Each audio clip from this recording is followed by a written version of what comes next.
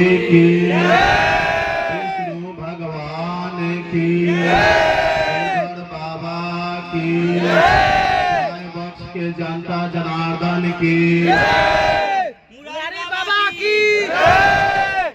ये हम लोगों के लिए सौभाग्य की बात है कि हमारे गांव सराय बख्श में दूसरा यज्ञ हो रहा है। तो हम सभी का भी दायित्व बढ़ता है।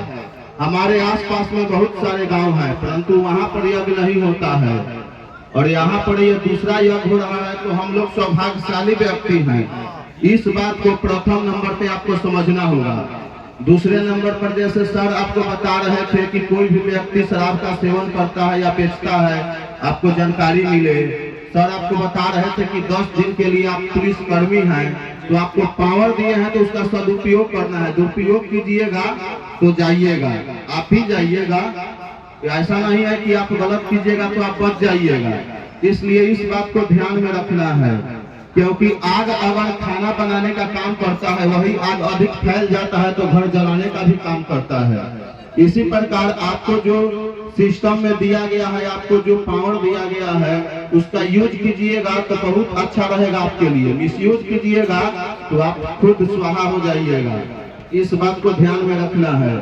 और दूसरा नंबर बात कि इस यज्ञ में आप सभी की भी माता, बहन या पत्नी आएंगी, तो इस बात को ध्यान में रखना है। ये नहीं कि कहा गया है भागवत में कि जो जैसा करता है वो ऐसा भरता है। आप किसी की बहू, बेटी, बहन पर बुरी नजर रखेंगे तो दुनिया में जैसी करनी वैसी भरनी, कहावत आप लोग जानते हैं।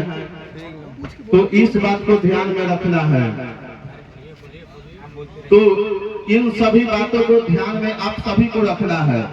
और तीसरी बात यह है कि जिसको जो जिम्मेदारी दी गई है, यज्ञ की तैयारी हम लोग लगभग 1 और 1.5 महीना पहले से शुरू किए। आज तक जो जो किया, नहीं किया, क्या किया, जिसको कहा गया उसने सुना, अनसुना किया, वो सब भुला जाइए। आज से आपको 10 दिनों तक जो कहा जाएगा वो करना है। अगर आपको कह दिया जाए आपका नाम धर के कि फलाना व्यक्ति, आपको एक पैर पे खड़ा रहना है 2 घंटा, तो आपको खड़ा रहना है। क्यों कहा गया इसका प्रश्न नहीं करना है, क्योंकि हमें यज्ञ संपूर्ण और सफल बनाना है। उसके लिए आपको जो निर्देश दे दिया जाएगा कि ये काम आपको करना है, आप कौन है, कहाँ के हैं, क्या है, इस बारे में विचार नहीं करना है कि हम ये हैं वो हैं, क्योंकि आपसे भी बड़े बड़े आदमी हैं।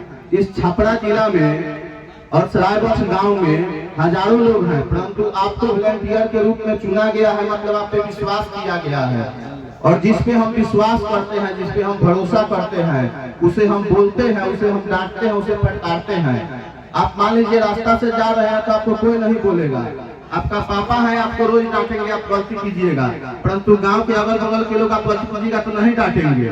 तो इसलिए अगर हम बोल रहे हैं तो समझिए कि आपकी भलाई के लिए बोल रहे हैं। इस बात को ध्यान में रखना है। और नंबर 4थी बात, हम लोग चुने हैं पंकज और प्रेम को, तो उन दोनों अगर निर्देश देंगे, जैसे हम ग्रुप में हम भी रहेंगे और कुछ ग्रुप में बता दिया जाएगा कि आज ये काम करना है तो उसको करना है, उसका नाम भी बता दिया जाएगा कि इसको करना है।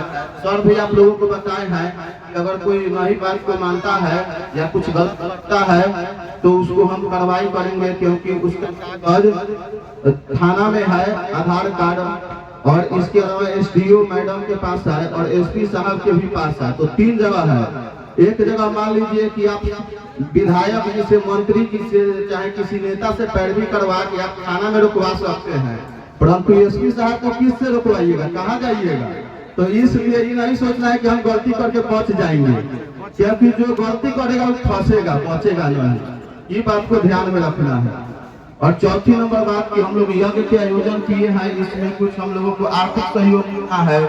तो आसपास के जो गाँव है, बाजार है, वहाँ पर पूरा 2-4 घंटा टाइम दीजिएगा तो कुछ धन आएगा, उससे भंडारा करना है, चाहे और सब काम है, तो इन सभी कामों को करना है।